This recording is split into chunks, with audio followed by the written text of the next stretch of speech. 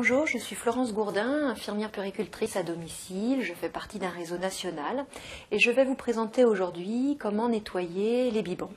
Quand l'enfant a fini de boire son biberon, il est nécessaire tout d'abord de le vider, puis de le rincer à l'eau froide. Le nettoyage se fera le moins longtemps possible après la fin du biberon.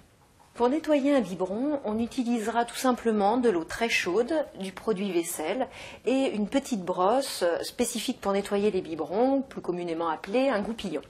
Toutes les parties du biberon seront à nettoyer, en commençant par la tétine, puis le pas de vis duquel on enlèvera la tétine, donc nettoyer la tétine, l'intérieur du pas de vis, puis le récipient, soit d'un seul tenant, soit s'il a un pas de vis au fond, il faudra désadapter le biberon, bien nettoyer toute cette partie, mais également le fond en enlevant et en décomposant toutes les parties.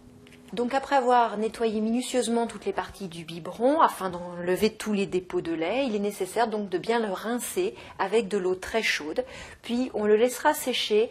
Il est préférable d'ailleurs de le laisser sécher sur des systèmes de séchoir à biberon plutôt que d'utiliser des chiffons.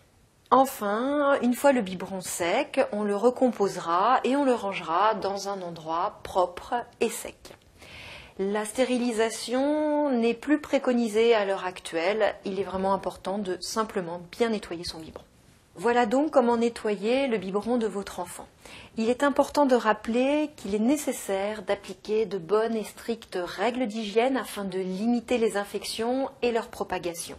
Enfin, pensez aussi régulièrement vous laver les mains.